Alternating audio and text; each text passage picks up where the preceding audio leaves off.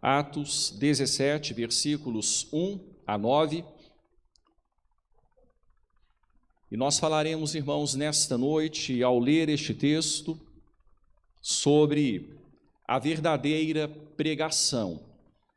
E ao falar sobre a verdadeira pregação, eu me refiro não apenas à pregação que é proferida de um altar como este, onde um pregador expõe a palavra num ambiente público, reunido, como está acontecendo aqui, mas eu quero falar sobre a verdadeira pregação no sentido mais amplo, quando um servo de Deus, uma serva de Deus, seja qual for o ambiente, seja qual for a circunstância, se coloca ali como uma testemunha do seu Deus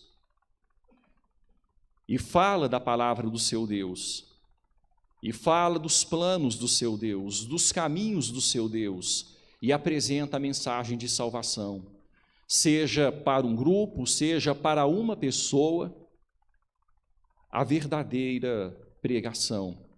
Nós veremos em Paulo, Silas, veremos nessa equipe missionária, ao passarem pela cidade de Tessalônica, algumas informações importantes acerca do que vem a ser a verdadeira pregação. Acompanhe silenciosamente na sua Bíblia a leitura do texto. Leremos os versículos 1 a 9 de Atos 17. Tendo passado por Anfípolis e Apolônia, desceram a Tessalônica, onde havia uma sinagoga de judeus.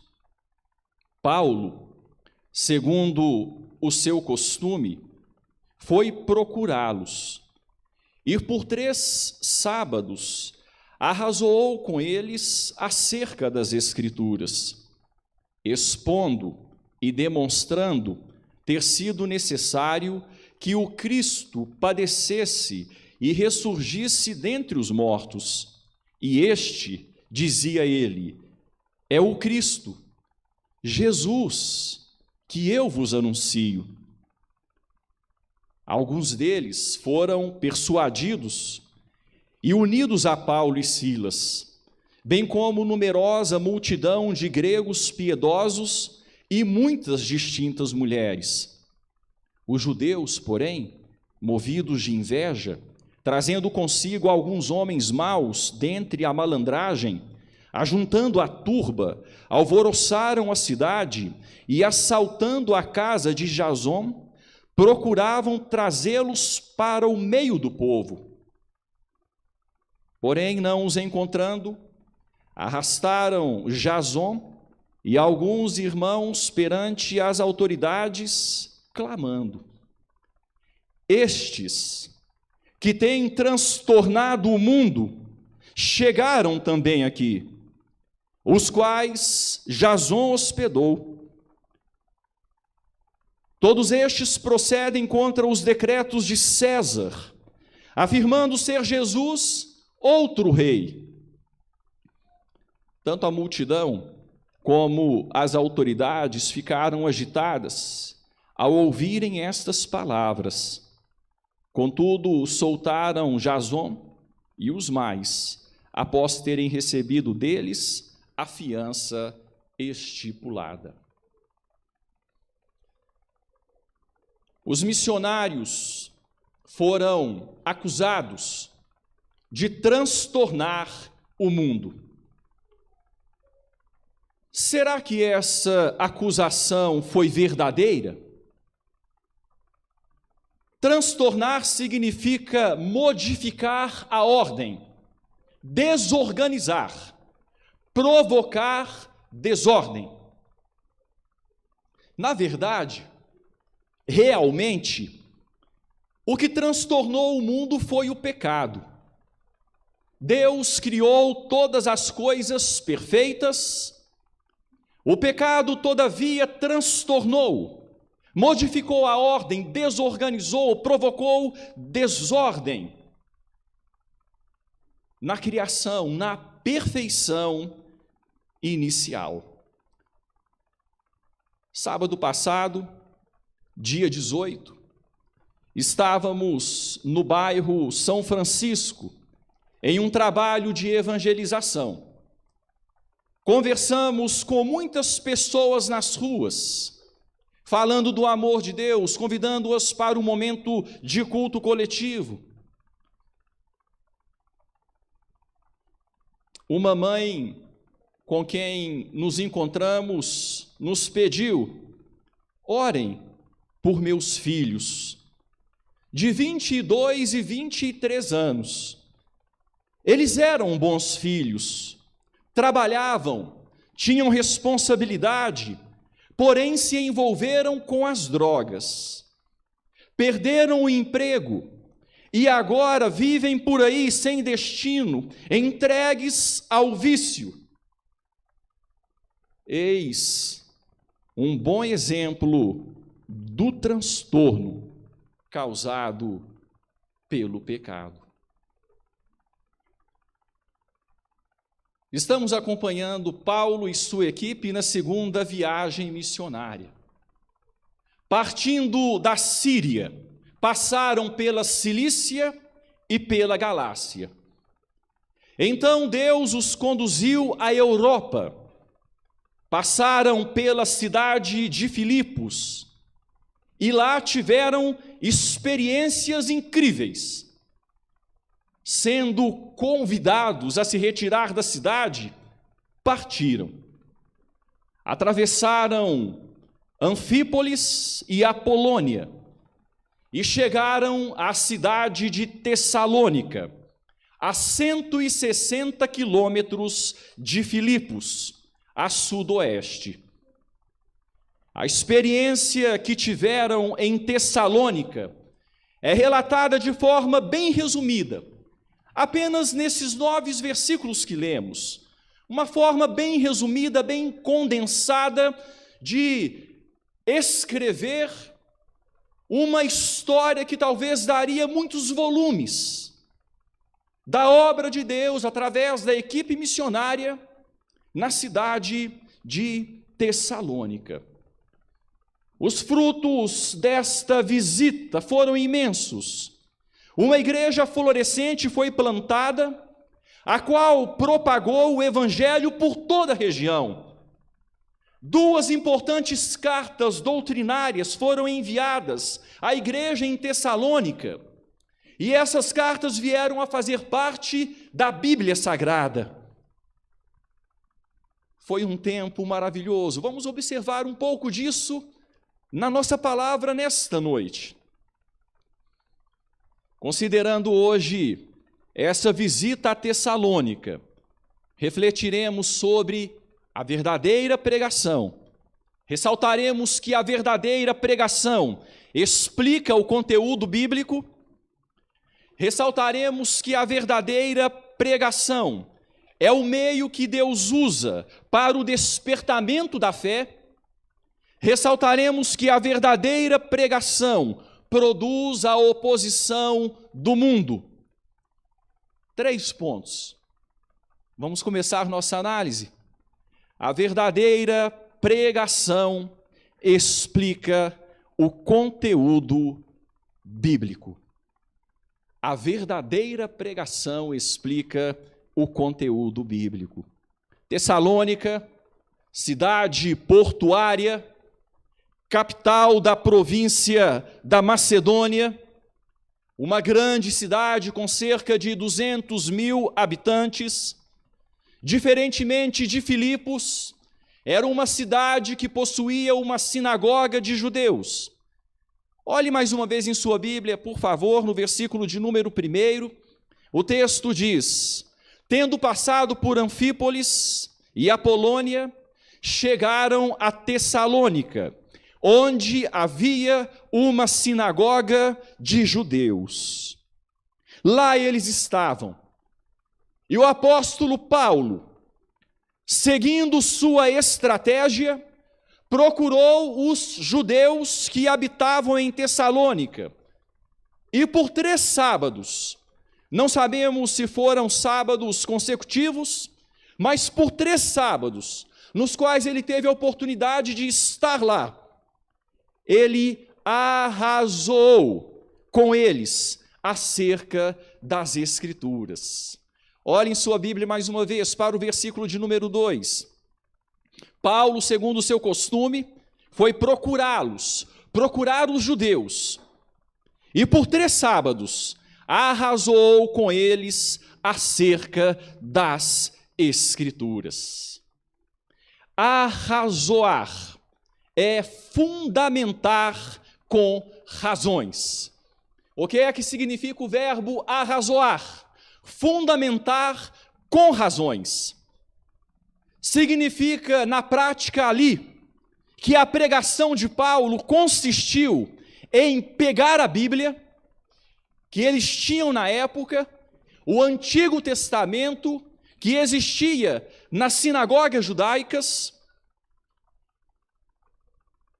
e mostrar que aquilo que ele falava tinha o seu fundamento na própria Bíblia deles, no próprio Antigo Testamento, que semanalmente, no 7º dia, no sábado, eles se reuniam para estudar, fundamentar com razões. A verdadeira pregação é assim, explica o conteúdo bíblico. Vejamos a continuação do texto, vejam o versículo 3. É maravilhoso a forma como Lucas, vai descrevendo. Ele usa alguns verbos interessantes. Veja o início do versículo quando ele diz, expondo e demonstrando ter sido necessário que o Cristo padecesse e ressurgisse dentre os mortos. E este, dizia ele, é o Cristo, Jesus, que eu vos anuncio. Vejam as palavras aqui. Elas são palavras sinônimas com algumas variações. Arrasou, expôs, demonstrou, anunciou. Todas essas palavras aplicadas à verdadeira pregação. Expondo e demonstrando. Como assim? Colocando lado a lado. Expondo e demonstrando. Colocando lado a lado o texto bíblico e a pessoa e a obra do Senhor Jesus Cristo. Provando ser Ele o cumprimento das Escrituras. Expondo, ele pegava lá a Torá, ele pegava os Salmos, os profetas, ele pegava o Antigo Testamento dos judeus e lia naqueles textos e extraía informações de lá. Ele expunha e ele demonstrava, olha, isso que eu estou expondo significa isto, isto e isto. Expondo e demonstrando, colocando lado a lado o texto bíblico e a pessoa e a obra do Senhor Jesus Cristo. Algo que foi feito pelo próprio Senhor Jesus Cristo. Mantendo sua Bíblia marcada no livro de Atos, eu peço a você que abra sua Bíblia em Lucas capítulo 24. Nós vamos ver que o Senhor Jesus Cristo fez exatamente isto, expondo e demonstrando, expondo as Escrituras e relacionando as Escrituras com aquilo que ele estava ensinando. Lucas capítulo 24, vejam, a partir do versículo 25, o 25, o 26 e o 27. Assim nós lemos na palavra de Deus. Então lhes disse Jesus, ó nécios e tardos de coração, para crer tudo o que os profetas disseram. Versículo 26. Porventura não convinha que o Cristo padecesse e entrasse na sua glória? Versículo 27. E começando por Moisés, expondo, discorrendo por todos os profetas, expunha-lhes o que a seu respeito constava em todas as Escrituras. Era a pregação do Senhor Jesus Cristo também. Era assim que ele fazia. Ele expunha e demonstrava. Colocava lado a lado, discorrendo por Moisés, passando pelos profetas, expunha o que a seu respeito constava em todas as Escrituras. A verdadeira pregação explica o conteúdo bíblico, relaciona aquilo que está nas Escrituras com os acontecimentos que se deram cumprindo as Escrituras. Eu não sei se você se lembra de quando você estudava, você que já se formou, e talvez você que ainda estuda vai se lembrar de alguns exercícios que são dados na escola. Às vezes, na própria prova, cai alguns exercícios com o seguinte enunciado: relacione ou enumere a segunda coluna de acordo com a primeira. Vocês se lembram disso? Enumere a segunda coluna de acordo com a primeira. Aí tem uma primeira coluna mais ou menos assim. Número 1, Brasil. Número 2, Estados Unidos. Número 3, Nicarágua. E a segunda coluna para você numerar. E está lá então, América do Norte, América Central, América do Sul. Aí você vai colocar lá os números. Qual desses países fazem parte de cada um desses lugares? É mais ou menos isso. Expor e demonstrar. Colocar lado a lado. O cumprimento ao lado das profecias. A história ao lado das Escrituras. Apresentando Jesus como o Cristo. O Jesus histórico. É Ele mesmo o Cristo prometido. A verdadeira pregação explica o conteúdo bíblico e sempre ressalta Jesus como o centro das Escrituras. Foi isso que eles fizeram. Arrazoaram, expuseram, demonstraram, anunciaram. Mas a verdadeira pregação, além de explicar o conteúdo das Escrituras, também é o meio que Deus usa para o despertamento da fé. É o meio que Deus usa para o despertamento da fé, o versículo de número 4 apenas. Deus tem compromisso com sua palavra. Deus tem compromisso com sua palavra. Por isso, a verdadeira pregação é o meio que ele usa para o despertamento da fé. Vejam o versículo 4. Ele arrazoou, expôs, demonstrou, anunciou. Chegamos no versículo 4. Alguns deles foram persuadidos e unidos a Paulo e Silas, bem como numerosa multidão de gregos piedosos e muitas distintas mulheres. Veja o que aconteceu aqui como uma consequência da explicação do conteúdo bíblico. Deus despertou a fé no coração de pessoas, porque a verdadeira pregação é o meio que Deus usa para o despertamento da fé. Na sinagoga, judeus foram persuadidos, isto é, convencidos e se uniram a Paulo e Silas. O texto não fala de judeus usando uma palavra que mostre que foram muitos judeus. Não. O texto diz alguns deles, alguns judeus, lá na sinagoga, foram persuadidos. Eles foram convencidos e, consequentemente, se uniram a Paulo e Silas. Mas o texto prossegue. O texto nos mostra aqui uma numerosa multidão de gregos piedosos. gregos, tementes a Deus, gentios que já tinham uma simpatia pelo judaísmo, tementes a Deus, quem sabe alguns prosélitos que já seguiam as normas do judaísmo, mas foi em grande número. O texto diz que foi em grande número, bem como uma grande multidão de gregos piedosos foi persuadida, isto é, convencida, e se uniu a Paulo e Silas.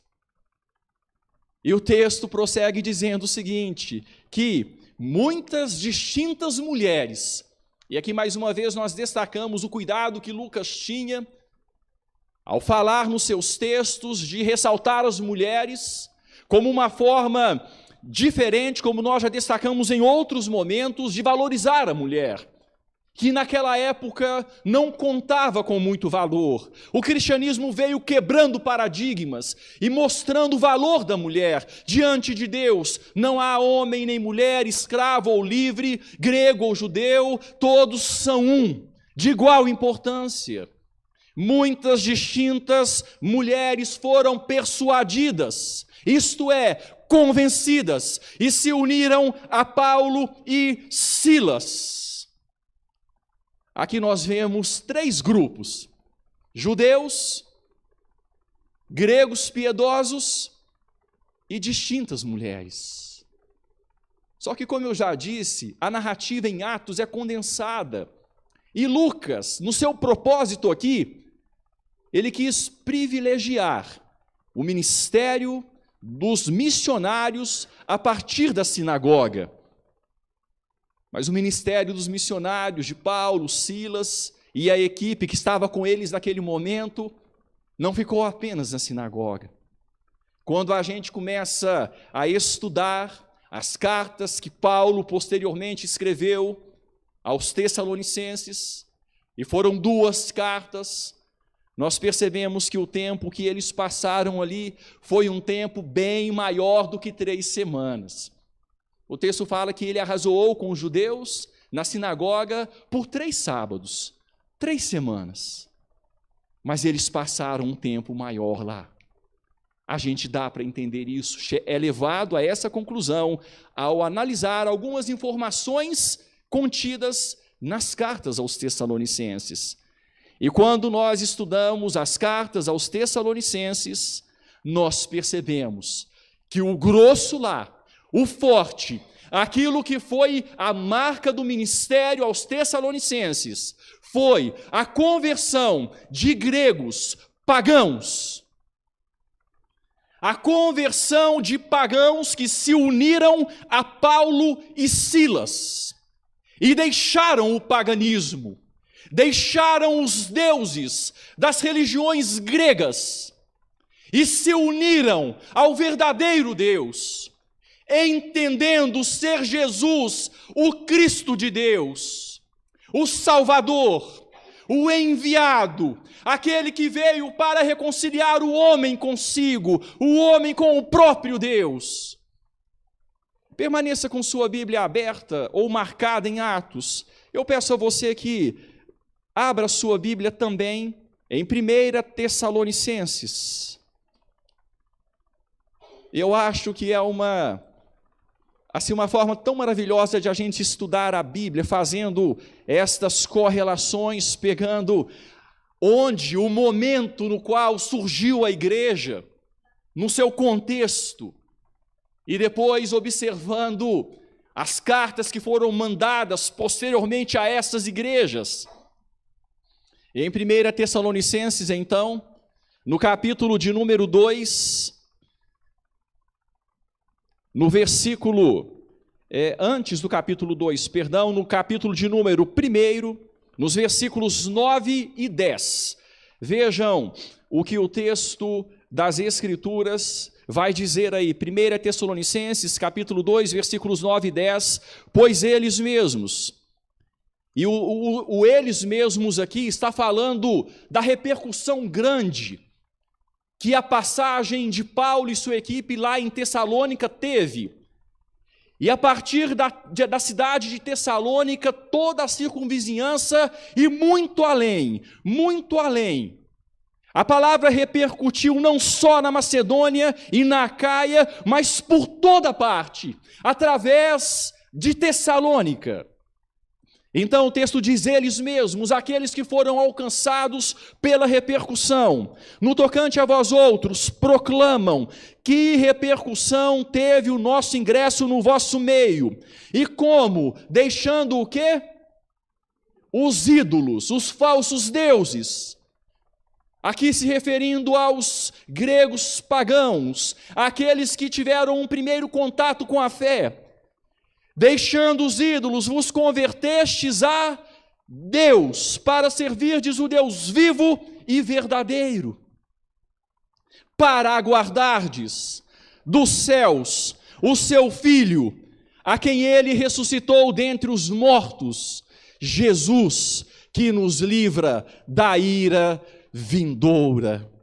Irmãos, aqui então nós lemos que houve um quarto grupo que foi alcançado em Tessalônica, e esse grupo foi o grupo mais numeroso. Houve conversão de judeus, houve conversão de gregos piedosos, houve conversão de distintas mulheres, mas houve conversão de gregos pagãos, através da verdadeira pregação, explicando as Escrituras, o meio que Deus usa para despertar a fé. O trabalho de Paulo ali em Tessalônica prosseguiu. A sinagoga fechou as portas. A sinagoga não permitiu continuidade. Veremos isso daqui a pouco. Os judeus começaram a manifestar inveja. E Paulo então começou a lidar com a sociedade lá em Tessalônica, a trabalhar com os gregos. E ele passou também a trabalhar para o seu sustento. Quando nós olhamos 1 Tessalonicenses 2:9, 2 Tessalonicenses 3:8, nós percebemos que Paulo ali começou a trabalhar para se sustentar em Tessalônica. E enquanto ele estava em Tessalônica, o texto de Filipenses 4:16 nos fala também que os filipenses, a igreja de Filipos, recém-plantada, de onde Paulo havia vindo, o seu último lugar de passagem antes de chegar em Tessalônica, a igreja formada por Lídia e sua família, pelo carcereiro e sua família, e outras pessoas que estavam sendo acrescentadas, quem sabe, a jovem adivinhadora. A igreja de Filipos mandou não apenas uma, mas 2 vezes sustento para Paulo, que estava em Tessalônica. Tudo isso nos mostra que o período que Paulo passou em Tessalônica foi de pelo menos alguns meses. Não foi um tempo rápido. Foi um período de meses, e ele continuou pregando, e vidas foram sendo salvas. A verdadeira pregação é o meio que Deus usa para o despertamento da fé. Fé foi sendo despertada no coração daquelas pessoas. Veja ainda em 1 Tessalonicenses, capítulo 1, versículo de número 5, veja o que o texto diz, quando Paulo fala do seu ministério em Tessalônica, da sua passagem por aquela cidade.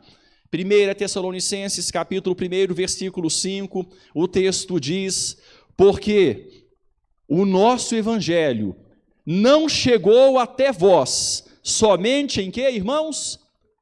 Palavra, mas sobretudo em poder, no Espírito Santo e em plena convicção, assim como sabeis ter sido o nosso procedimento entre vós e por amor de vós.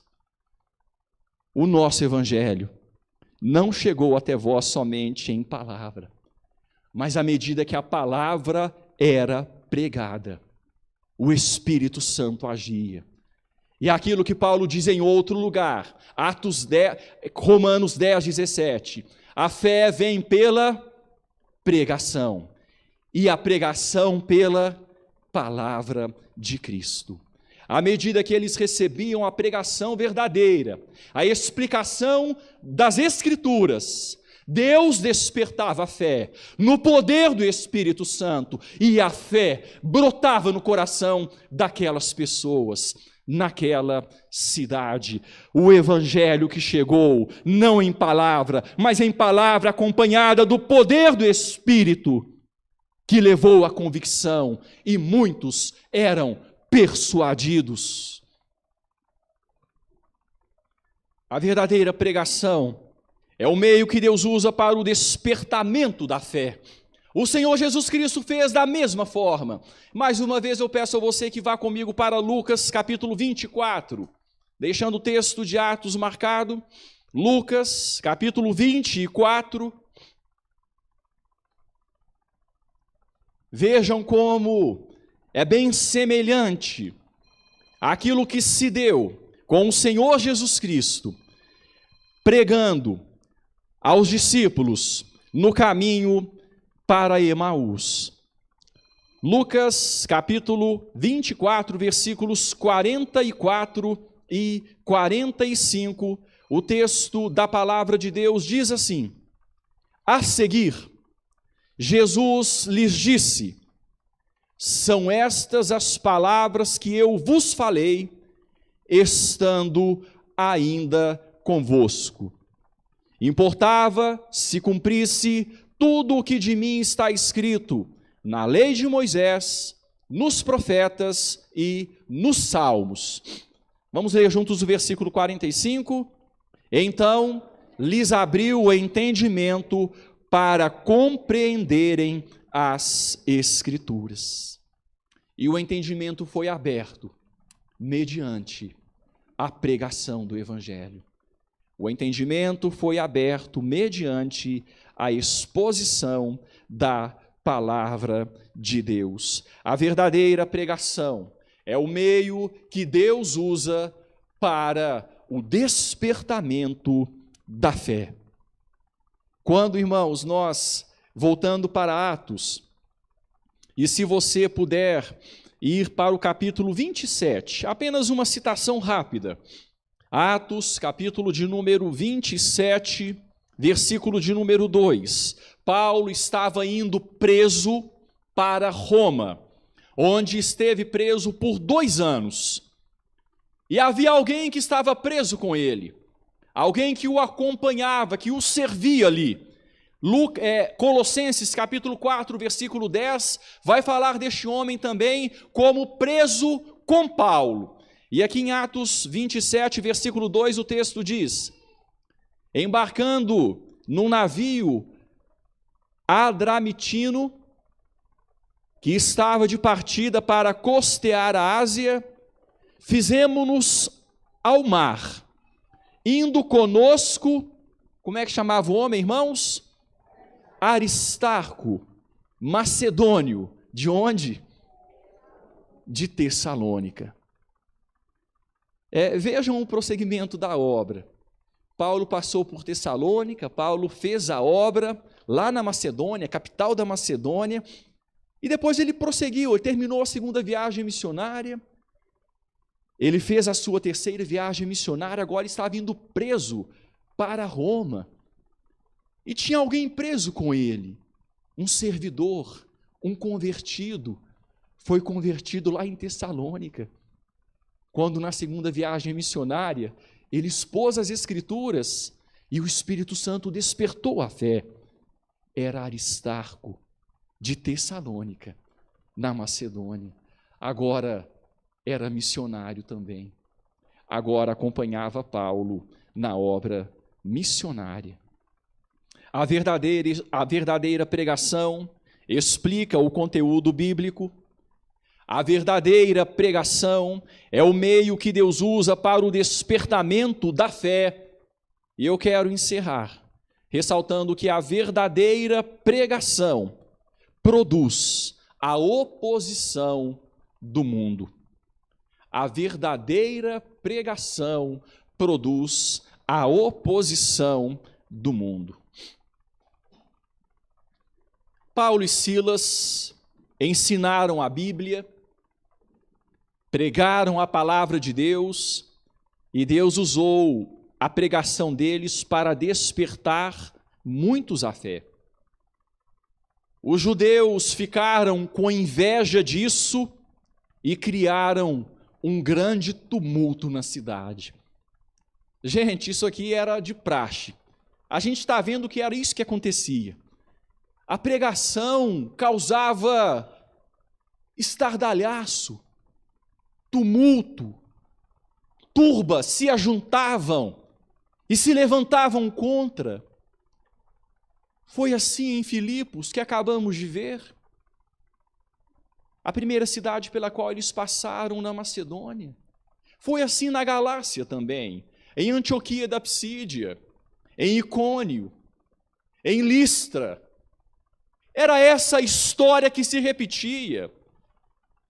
Os judeus ficaram agora, então, em Tessalônica com inveja e criaram um grande tumulto na cidade. Vejam o versículo 5. Os judeus, porém, versículo 5 de Atos 17, os judeus, porém, movidos de inveja, trazendo consigo alguns homens maus de entre a malandragem, ajuntando a turba, a multidão, clamando, estes que têm transtornado o mundo, chegaram até nós. Irmãos, perdão, eu pulei aqui. Deixa eu ler de novo. Os judeus, porém, movidos de inveja, trazendo consigo alguns homens maus dentre a malandragem, ajuntando a turba, alvoroçaram a cidade e, assaltando a casa de Jason, procuravam trazê-los para o meio do povo. O texto vai nos mostrar a bagunça que foi feita, o alvoroço que foi feito, o transtorno que aconteceu. Homens maus que foram ajuntados, homens vadios que não estavam trabalhando, que gastavam os seus dias pelas praças, pelas ruas, quem sabe foram alugados, a turba foi ajuntada e eles começaram a alvoroçar a cidade. Aqui nós vemos introduzido o nome de um homem, ele não é apresentado, mas é citado como alguém que era bem conhecido da época, conhecido por Teófilo, que foi o destinatário inicial do livro de Atos e conhecido pela igreja da época. Um homem chamado Jason. Eles assaltaram a casa de Jason, entraram por lá, sem mandato de segurança. Eles entraram lá. E tendo entrado na casa de Jason, eles procuravam Paulo e Silas, querendo trazê-los para o meio do povo. Algo que tinha acontecido em Filipos. É possível que Paulo e Silas tenham tomado conhecimento do movimento que estava se formando e se esconderam. Eles não foram encontrados desta vez. Eles não foram levados para o meio do povo. Deus os preservou desta vez. Mas Jason foi levado. Jason foi levado para o meio do povo. E ali Jason passou uns momentos difíceis. Eles arrastaram este homem e alguns irmãos que estavam com ele, e perante as autoridades, aquela turba clamava: estes que têm transtornado o mundo chegaram também aqui. Estes que têm transtornado, tirado a ordem, causado desorganização, estes que têm causado balbúrdia, confusão, chegaram também aqui, e Jason os hospedou. E eles apresentaram então uma grave acusação, uma séria acusação, sutil, porém falaciosa. Não era essa a mensagem que Paulo pregava, que Silas pregava, que os missionários pregavam. Uma acusação sutil, usando termos, mas trabalhando de forma maligna nos termos, e tornando essa acusação falaciosa. Eles disseram: eles não procedem de acordo com os decretos de César, são contrários ao imperador e afirmam ser Jesus outro rei. Acusaram então os missionários de sedição, de traição, de insurreição, como que se quisessem depor César.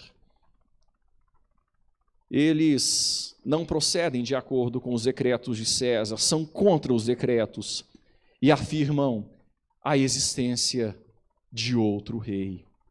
Foi falácia. Foi falácia. O Senhor Jesus Cristo havia deixado claro durante o seu ministério: o meu reino não é deste mundo. Eu não vim estabelecer um reino físico nesta terra. Ele diz nessas palavras: o meu reino não é deste mundo, em João capítulo 15, versículo 19. Diante de Pilatos, ele fala mais uma vez: o meu reino não é deste mundo. Eu não vim depor reis, reino espiritual. Mas aqui, eles torceram as palavras e apresentaram uma grave acusação. Tanto é que as autoridades ficaram agitadas. Vejam o versículo de número 8. Tanto a multidão como as autoridades ficaram agitadas ao ouvirem estas palavras. Contudo, eles perceberam que o movimento ali era por causa de inveja, era por causa de religião, era um grupo de invejosos que se levantavam contra uma nova pregação. Eles não levaram adiante aquela acusação, mas soltaram Jason e os mais, após terem recebido deles a fiança que foi estipulada. E os comentaristas dizem que, possivelmente, com a fiança e a soltura, Jason recebeu um encargo, uma responsabilidade, que deveria despedir aqueles homens da cidade, que aqueles homens deveriam deixar a cidade de Tessalônica. O que de fato aconteceu em seguida? Eles não permaneceram, saíram antes que queriam da cidade de Tessalônica. Nós vamos ver isso, Deus permitindo, no texto da semana que vem. O que eu quero ressaltar aqui é que a verdadeira pregação incomoda o mundo das trevas. A verdadeira pregação sempre vai incomodar o reino espiritual do mal. E o reino espiritual do mal vai apresentar ofensivas contra a verdadeira pregação, tentando de todas as formas impedir o seu prosseguimento. Sim, a verdadeira pregação produz a oposição do mundo. A verdadeira pregação, conforme vimos, é simples, explica o conteúdo bíblico, não inventa coisas. Não é original no sentido de ser, olha que coisa nova que ninguém nunca ouviu. Não. A verdadeira pregação abre as mesmas escrituras milenares e explicam, lançam as razões, expõem e demonstram, anunciam. A verdadeira pregação faz isso. A verdadeira pregação é o meio que Deus usa para o despertamento da fé. E a verdadeira pregação produz a oposição do mundo. Os missionários foram acusados de transtornar o mundo. Foi uma acusação falaciosa, mas em certo sentido, de certa forma, eles acertaram. A palavra grega cosmos, cuja tradução literal em português é mundo, possui pelo menos 3 sentidos. O primeiro sentido, a terra. Do Senhor é a terra e tudo o que nela se contém, o mundo e os que nele habitam. Então, terra e mundo ali estão num paralelismo. Do Senhor é a terra, do Senhor é o mundo. Então, o mundo, na Bíblia, um dos sentidos é a terra, o que Deus criou, a obra criada. Mundo também tem o sentido de humanidade, de homens. Porque Deus amou o mundo, os homens, a humanidade, de tal maneira que deu o seu Filho unigênito para que todo o que nele crê não pereça, mas tenha a vida eterna. Só que mundo também tem um terceiro sentido dentro do seu campo semântico, do seu campo de significados. E quando nós lemos, então, nesse terceiro sentido, as Escrituras dizem: não ameis o mundo, nem as coisas que há no mundo. Se alguém amar o mundo, o amor do Pai não está nele. E na mesma epístola, primeira epístola de João, capítulo 5, versículo 19, o texto diz: sabemos que somos de Deus e que o mundo inteiro jaz no maligno.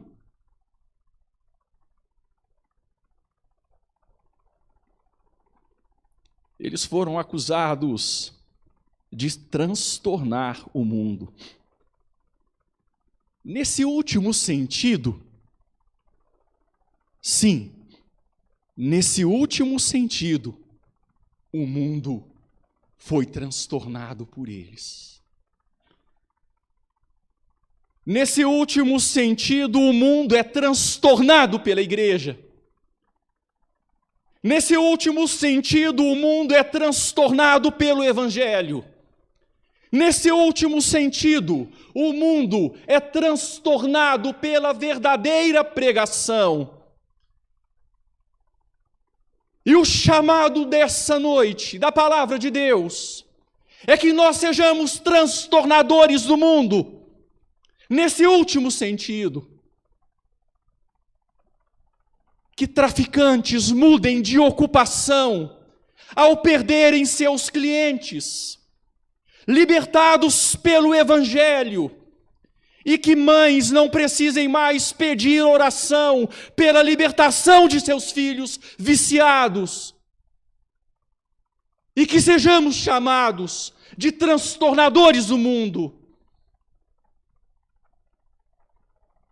Que boates e zonas de prostituição sejam fechadas por falta de procura, já que seus clientes, encontrando em Cristo a verdadeira satisfação, deixaram de frequentar esses lugares, e que sejamos chamados de transtornadores do mundo. Que o movimento LGBTQIA+ perca seu sentido e naturalmente se extinga devido à aceitação em massa da noção bíblica de sexualidade, e que sejamos chamados de transtornadores do mundo. Que a bilionária indústria da pornografia entre em falência devido à conversão a Cristo daqueles que dela se serviam, e que sejamos chamados de transtornadores do mundo. Que os fabricantes de imagens de escultura e de produtos religiosos místicos e esotéricos sejam obrigados a mudar de ramo devido à falta de procura de seus produtos, e que sejamos chamados de transtornadores do mundo. que as indústrias de bebidas alcoólicas e de cigarros quebrem e se tornem ginásios poliesportivos, e que sejamos chamados de transtornadores do mundo, que clínicas de aborto sejam fechadas e se transformem em escolas para crianças, que brincando com alegria na hora do recreio, tenham suas vozes e gargalhadas ouvidas ao longe, e que sejamos chamados de transtornadores do mundo. Que advogados criminalistas precisem mudar de área e que cadeias e penitenciárias sejam transformadas em centros de lazer e recreação, e que sejamos chamados de transtornadores do mundo. Que o nome de Deus, o Pai nosso que está nos céus, seja santificado. Que venha o seu reino e seja feita a sua vontade. E que não haja mais mundo para transtornar, pois estaremos nos novos céus e na nova terra, nos quais habita a justiça. Falemos com Deus em oração.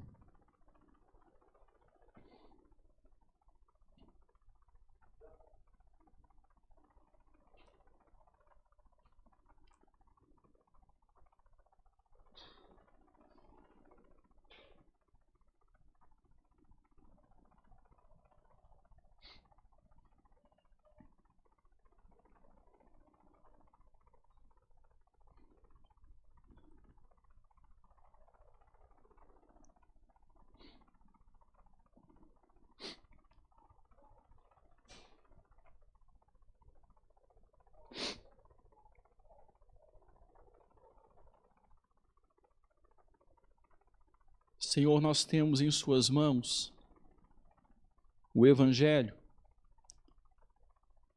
que é o poder do Senhor para a salvação de todo o que crê.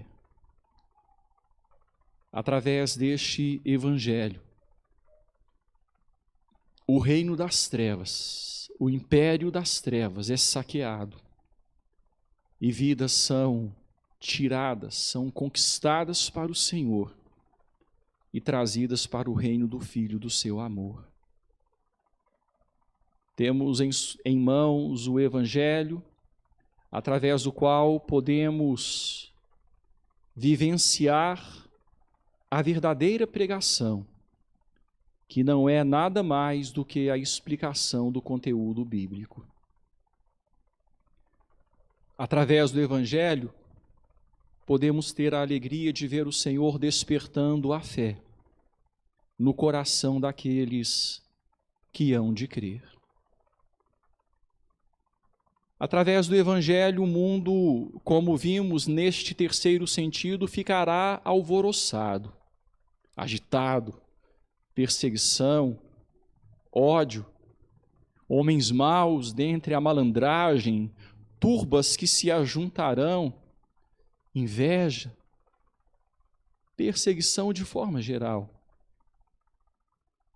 Mas estaremos fazendo aquilo que fomos chamados para fazer, libertando os cativos de Satanás, trazendo, ó Pai, um transtorno para o sistema pecaminoso afastado do Senhor e levando pessoas a entender e a desfrutar do propósito eterno do Senhor, que é encontrar paz e verdadeira vida no relacionamento com o Senhor mesmo. Senhor, existe um mundo a ser transtornado por nós. E nesse sentido queremos transtorná-lo. Ajuda-nos, Senhor. Não na força da carne, não, ó Deus, empunhando espadas, não destronando reis, não pela política. Ajuda-nos pela pregação do Evangelho, fazer a obra que pode mudar o homem pecador e torná-lo filho de Deus. Pode tornar aquele que estava perdido em achado, em encontrado, em nova criatura, aguardando dos céus o retorno de Jesus, aquele que nos livra da ira vindoura. Obrigado pela sua palavra, Pai. Que o Senhor nos leve em paz e nos ajude a alegrar no Senhor e a viver uma vida que agrade o Senhor. Entendendo, ó Pai, que o Senhor tem algo para fazer através de nós como igreja, à medida que nós empunhamos a sua palavra e simplesmente a proclamamos. Abrimos a jaula e soltamos a fera, usando esta analogia, e o Senhor há de fazer a obra através do Evangelho. Dá-nos esperança, Deus. Dá-nos a alegria de ver essas realidades acontecendo na nossa vida. Dá-nos a alegria de ver acontecendo nesses próximos dias, através da nossa ação, na nossa responsabilidade, mas acima de tudo através da ação do Senhor em nós, à medida que simplesmente nos colocamos como instrumentos nas tuas mãos, em nome de Jesus. Amém. Irmãos, e que a graça de nosso Senhor e Salvador Jesus Cristo, o grande e eterno amor de Deus o Pai e a comunhão do Espírito Santo repousem sobre vós e sobre o povo de Deus espalhado por toda a terra, hoje e para sempre. Amém.